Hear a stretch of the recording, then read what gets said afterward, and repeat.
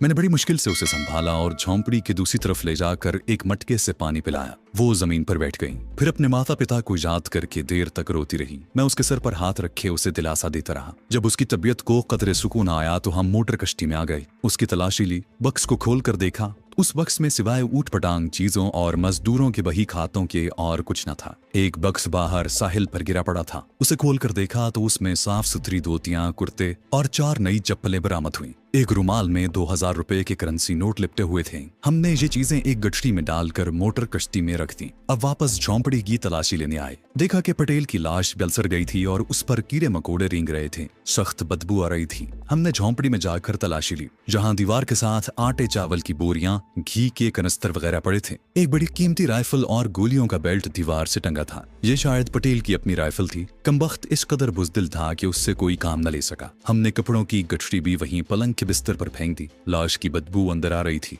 हमने बाहर आकर इधर उधर से खुश्क टहनियां, पत्ते और सूखे दरख्तों के गिरे पड़े टुकड़े एक कोने में जमा करके पटेल की लाश पर फेंके। फिर दूसरे आदमियों की लाशों को भी वहीं ढेर किया। कुछ और लकड़ियां और दरख्तों के कंधे लुढ़का कर लाशों पर डाले और आग लगा दी। सीधा इन लाशों को जलने दो, चलो हम वापस टीले पर चलते हैं, मुझे भूख लग रही है। वापस टीले पर आए तो बुढ़े मछेरे की लाश भी बदबू देने लगी थी। सीता के कहने पर हमने बूढ़े की लाश को दरिया की लहरों के सुपुर्द कर दिया। झोंपड़ी के बाहर बैठकर हमने दिन का बचा हुआ खाना यानी मछली और जवार के आटे की रोटी खाई, पानी पिया। मैं दरख्तों वाले मोर्चे के साथ टेक लगाकर नींद दराज हो गया। सीधा झोंपड़ी के सामने आलती पालती मारकर बैठ गई। मुझे फौरन नींद आ गई। वो रात हमने टीले वाली झोंपड़ी में ही बसर की। दूसरे दिन हम पटेल के डेरे पर आए तो देखा कि लाशें जलकर स्याह हो चुकी हैं। हम अपनी राइफलें और दूसरी 4 बंदूकें भी उठाकर उसी झोंपड़ी में ले आए। जहाँ पटेल का शेव का सामान, तेल, कंघी और खुशबूदार तेल और तौलिया भी था। एक ट्रंक में उसके कपड़े भी पड़े थे। मैंने सबसे पहले सेफ्टी रेजर से शेव बनाई, अपनी मूछें कैंची से काटी, फिर दरिया पर जाकर साबुन मलकर गुस्ल किया। अपने खाकी गंदे फटे पुराने कपड़े उतार कर सफेद धोती और सफेद कुर्ता पहना। पाँव में पटेल की नई चप्पल डाली। इतने में सिद्धा भी नहा धोकर आ गई। उसने बालों में तेल डालकर उन्हें धोया था। मुझे देखते ही बोली, तुम तो बड़े सुंदर हो। मैंने कहा, तुम भी तो बहुत सुंदर हो, जंगल की देवी लग रही हो। वो बालों में पटेल की कंघी भी रही थी। नहाने धोने से उसका रंग निखर गया था। उसने भी सफेद धोती और कुर्ता पहन लिया। कुर्ते के लंबे बाजू उसने तैंची से कोहनियों के करीब से काट दिए। नीचे से कुर्ते का घेरा भी कमर तक काट कर अलग कर दिया। ये कुर्ता एक रेशमी शलोका सा बन गया। सीधा ने बालों का जूड़ा बनाकर जंगल से उसमें गुलमहर का सुर्ख फूल तोड़कर लगा लिया। उसका रंग निखर कर ज्यादा आबनूसी हो गया था। वो काले जंगलों की काली देवी लग रही थी। उसने आग जलाकर केतली में चावल पकाए। मैं 2 जंगली मुर्ग मार कर ले आया। उस रोज हमने एक मुद्दत के बाद उम्दा किस्म की ग़िज़ा खाई और सो गए। दोपहर के बाद कहीं मेरी आंख खुली, देखा कि सीधा वहां नहीं है। चौंक कर इधर उधर देखा, हर शय अपनी जगह पर थी। सीता की राइफल भी झोंपड़ी के बाहर दीवार से लगी थी। मेरी तसल्ली हो गई। इतने में सीता जंगल की तरफ से आती दिखाई दी। करीब आकर बोली, मेरे राजा पतिदेव रघु, हम अब यहीं रहेंगे। देखो यहाँ सब कुछ है। जंगली बेर मैं तुम्हारे लिए लाती हूँ। इस सारे जंगल को मैं जानती हूँ। उसने झोली मेरे आगे उलट दी। सब्ज मोटे मोटे बेर बड़े मीठे थे। हम बेर खाने लगे। सीधा कहने लगी, जहाँ खेल कूद कर मैंने अपना बचपन गुजारा है रघु, तुम मेरे साथ यहाँ रहोगे ना? मैंने कहा, क्यों नहीं, जरूर रहूंगा। लेकिन तुम भूल गई हो कि हम 12-13 आदमियों का खून कर चुके हैं। बहुत जल्द पटेल के रिश्तेदार उसकी तलाश में जहाँ आएंगे। हो सकता है उनके साथ पुलिस भी हो। मेरे साथ तुम भी पकड़ी जाओगी। सीधा एकदम चुप हो गई। फिर अपनी राइफल थाम कर बोली, रघु, हम उनका मुकाबला करेंगे। मुझे अब निशाना लगाना भी आ गया है। यहाँ कारतूस भी बात है। मैंने कहा, कहाँ तक मुकाबला करेंगे? बंबई की सारी पुलिस यहाँ आकर हमें घेरे में ले लेगी, फिर हम कहाँ जाएंगे? सीधा का चेहरा उदास हो गया। मैंने आहिस्ता से कहा, ये भी सोच लेंगे कि कहाँ जाना है। अभी ये बेर खाओ। सीधा से ज्यादा मुझे ये गम खाए जा रहा था कि इस लड़की को लेकर कहाँ जाऊंगा। हकीकत ये है कि मुझे उस लड़की से थोड़ी सी मोहब्बत थी। इसके सिवा मेरा इस दुनिया में कोई दूसरा नहीं था। अपने ससुराल वो वापस नहीं जा सकती थी। वो लोग उसे जरूर मार डालते। यहाँ वो अकेली नहीं रह सकती थी। मैं अपने साथ उसे कैसे ले जा सकता था? मेरा मिशन बेहद अहम था। मुझे डॉक्टर आफरीदी को भारतीय कैद से छुड़ाकर बंबई पहुंचाना था। जिस जंगल में डॉक्टर आफरीदी कैद था, मेरे अंदाजे के मुताबिक जहां से वो दरिया के ऊपर की जानिब 50-60 मील के फासले पर था। मैं इस मिशन में सीधा को साथ नहीं ले जा सकता था। मुझे ले जाना भी नहीं चाहिए था। आखिर वो एक भारतीय लड़की थी और मैं पाकिस्तानी मुसलमान जासूस। अगर उसे पता चल गया कि मैं मुसलमान हूँ और पाकिस्तानी एजेंट हूँ, तो उसके अंदर भारत माता का प्यार बेदार हो सकता था और वो मुझे गिरफ्तार करवा सकती थी। कम अज कम मुझे इसी तरह सोचना चाहिए था। इस जंगल में पटेल के डेरे पर भी ज्यादा दिन नहीं रह सकते थे। कुछ दिन गुजरने पर जब कस्बे में पटेल के घर बार वालों को उसकी खबर न मिली, तो ऐन मुमकिन है कि उसके बेटे पुलिस की गार्ड लेकर यहाँ पहुंच जाएं। मेरा जहन किसी नतीजे पर नहीं पहुंच पा रहा था। काफी सोच विचार के बाद मैंने यही फैसला किया कि सुधा को मैं बेजार मददगार छोड़कर नहीं जाऊंगा। जहां तक मुमकिन हो सका उसे अपने साथ ही रखूंगा। आगे जो होगा देखा जाएगा। पटेल के डेरे पर हमें 5वां दिन जा रहा था। अभी तक उसके घर वालों की तरफ से कोई भी उसकी तलाश में नहीं आया था। एक रोज सीधा दिन चढ़े जंगल से नारियल और बेर इकट्ठे करने चली तो मैंने झोंपड़ी वाले टीले पर जाकर दरिया की मगरबी समत का जायजा लिया कि कहीं कोई पुलिस पार्टी स्टीमर में नहीं आ रही। टीला चूंकि ऊंचा था, वहां से दरिया का किनारा शुमाल की समत दूर तक दिखाई देता था। सीधा अपने बेटे सांप को कलाई में लपेटे जंगल की तरफ और मैं टीले की तरफ चल पड़ा। टीले पर बुढ़े की झोंपड़ी के खपरेल एक तरफ झुके हुए थे। मैंने दरिया पर दूर तक नजर दौड़ाई। दरिया की सतह दिन की रोशनी में दूर तक खाली थी। पुलिस का कोई स्टीमर अपनी तरफ आता नजर न आया, लेकिन ये बात यकीनी थी कि पटेल एक सरमायादार आदमी था। उसका पीछे बाकायदा राब्ता था और उसके रिश्तेदार भाई बंद किसी भी रोज यहाँ पहुंच सकते थे। टीले पर बड़ी खुशगवार ठंडी हवा चल रही थी। मैं नारियल के दरख्त से टेक लगाकर बैठ गया। सुबह के 8-9 बजे होंगे कि सिद्धा ने मुझे जवार की रोटी चटनी के साथ खिलाई। मुझ पर गुनूदगी तारी होने लगी थी। जी चाहा कि कुछ देर के लिए सो जाना चाहिए, चुनाचे मैंने आंखें बंद कर लीं। मेरी राइफल, बल्कि यूं कहना चाहिए कि पटेल की राइफल और गोलियों की पेटी मेरी गोद में पड़ी थी। मुझे नींद आ गई। कोई घंटा 1.5 घंटा तक सोता रहा। किसी चूंटी ने मेरी गर्दन पर काटा तो मेरी आंख खुल गई। मशरिक की तरफ से बादलों के टुकड़े आसमान पर बढ़ते चले आ रहे थे। मैंने जमाई ली और चूंटियों को उंगलियों से मसलता हुआ उठा और टीले से उतरने लगा। उतरने से पहले मैंने एक बार फिर दरिया के शुमाल की जानिब निगाह डाली। किसी स्टीमर या कश्ती का दूर दूर तक निशान नहीं था। खुदी हुई जमीन पर पटेल के गुंडों की लाशें गलने सड़ने लगी थीं और 2-4 गिद्ध जाने कहां से आकर लाशों को भंबोड़ रहे थे। मैं राइफल कांधे से लटकाए मजे मजे से टहलता पटेल के डेरे की तरफ जा रहा था। बादल आहिस्ता आहिस्ता आसमान पर छा रहे थे। सूरज उनके पीछे छुप गया था और दरिया पर छांव आ गई थी। मैंने सोचा कि सीधा जंगल से नारियल इकट्ठी करके ले आई होगी। उसे कहूंगा कि आज नारियल के दूध वाली चाय बनाए। इस किस्म की चाय मैंने एक बार मद्रास में पी थी। जंगल के किनारे दरख्तों में से होता हुआ मैं डेरे पर आ गया।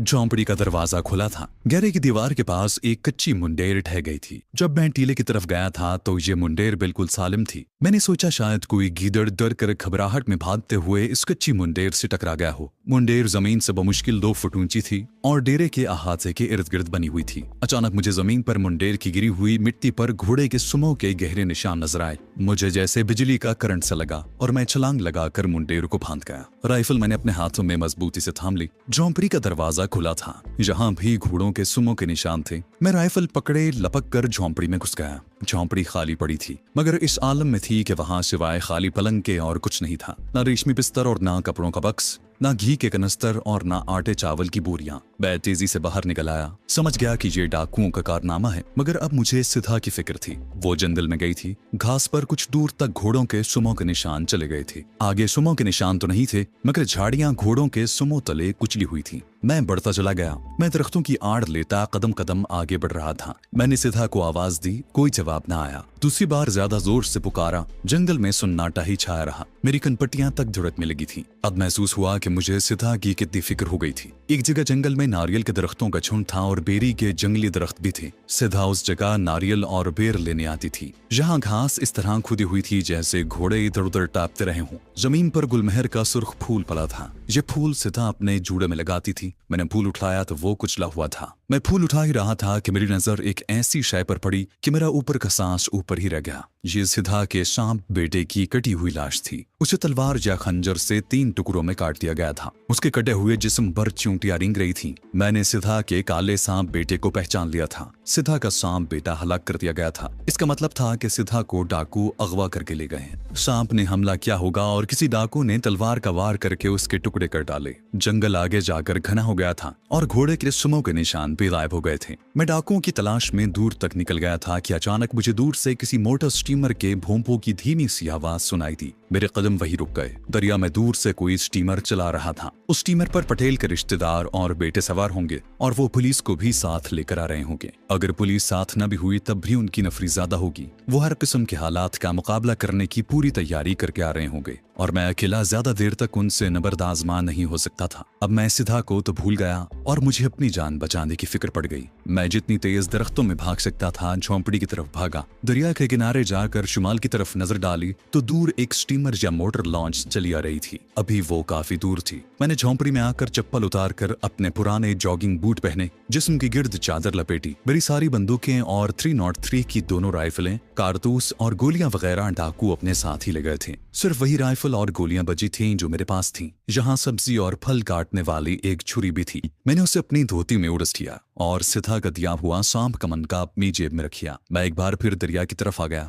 स्टीमर अब करीब आ गया था और उसके ऊपर लहराने वाला गुजरात पुलिस का नीला और गेरुए रंग का झंडा हवा में फड़फड़ाता नजर आ रहा था। मैं छलांग लगाकर पटेल की दरिया के किनारे मोटर कश्ती में गया। जीना उतरकर मिट्टी के तेल का कनस्तर लेकर उस तेल के इंजन के पास उलट दिया। फिर कपड़े के एक टुकड़े को आग लगाकर फेंका और बाहर निकलकर झोंपड़ी की तरफ दौड़ पड़ा। मोटर कश्ती के इंजन ने आग पकड़ ली थी। उसमें से पहले धुआं और फिर आग के शोले बुलंद होने लगे। मैंने अपनी समत का तायुन शिमाल मगरिब की तरफ कर लिया था, क्योंकि उसी रुख पर बड़ौदा और अहमदाबाद के वस्ती जंगल में वो पुराना कलानुमा खंडर था जिसके ज़ेर ज़मीन लेबोरेटरी में मेरे साथी एजेंट अमजद के मुताबिक पाकिस्तानी साइंसदान बौत्र आफरीदी और उसकी नौजवान लड़की नौरीन तैद थी। नारियल के झुंड में सिधा के सांप बेटे की लाश अब चींटियों से पूरी तरह ढक गई थी। जहां पहुंचकर मुझे पीछे दरिया की तरफ से एक धमाका सुनाई दिया। यह पटेल की मोटर कश्ती के फटने का धमाका था। उसके साथ ही मोटर लॉन्च के भूंभू की आवाजें बुलंद होना शुरू हो गईं। मालूम हुआ कि पुलिस पार्टी दरिया के किनारे पहुंच चुकी थी। मैंने ज्यादा तेजी से भागना शुरू कर दिया। अब हर दूसरे कदम पर दरख्त मेरा रास्ता रोकते थे, लेकिन पीछे मेरी और मेरे मुस्तकबिल की मौत मेरे ताकुब में थी और आगे एक अहम तरीन मिशन मेरे इंतजार में था। मैं भागता चला गया।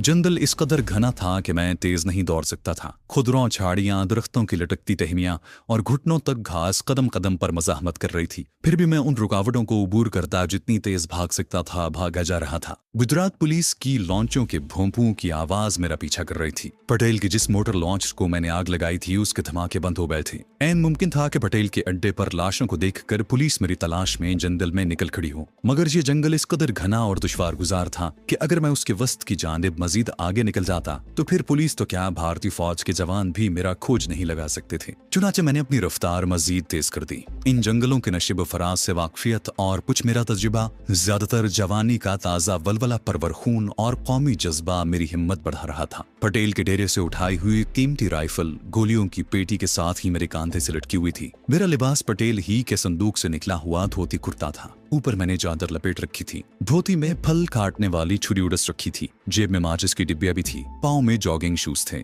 रुपया पैसा मेरे पास था नहीं। सौराष्ट्र में सर्दी बहुत कम पड़ती है। चुनाचे मौसम सरमा में भी इन जंगलों में गर्मी और हब्स की कैफियत थी। मैंने चादर उतार कर एक जगह झाड़ियों में अच्छी तरह से छुपा दी। जब मैं जंगल में दाखिल हुआ था तो सूरज दरिया की संगत गुरूब हो चुका था और जंगल में शाम का अंधेरा बड़ी तेजी से उतरने लगा था। यह बात मेरे हक में जाती थी। दूसरी तरफ मुझे शेर और चीते और सांप बिच्छू का डर भी था। सांप के जहर पर काबू पाने के लिए तो मेरे पास उसका तरियाफ्त यानी मेरी हमदम, मेरी दोस्त और अब मेरी महबूबा सिधा का दिया हुआ सांप का मनका मौजूद था, लेकिन शेर, चीते और हाथी के बराह रास्त और अचानक हमले से बचाव मुश्किल था। अभी मैं पुलिस पार्टी से इतना करीब था कि किसी दरख्त पर बैठकर रात बसर करने का सवाल ही पैदा नहीं होता था। बस अल्लाह के नाम का विर्द करता, दिल में अपनी जिंदगी की दुआएं मांगता, दरख्तों और झाड़ियों से उलझता अंधेरे में आगे ही आगे बढ़ता चला जा रहा था। समत का तायुन मैंने खास अंदाजे से किया था। उस जंगल में मैं पहले भी सिधा के साथ सफर कर चुका था। मेरी मंजिल बंबई शहर थी, जो उस वक्त मुझे हजारों मील के फासले पर महसूस होता था। मुझे सौराष्ट्र की सरहद को पार करके महाराष्ट्र के प्रांत में दाखिल होना था। अकब में पुलिस पार्टी की लॉन्चों के भोंपुओं की आवाज अब नहीं आ रही थी। पीछे एक फायर की आवाज से जंगल गूंज उठा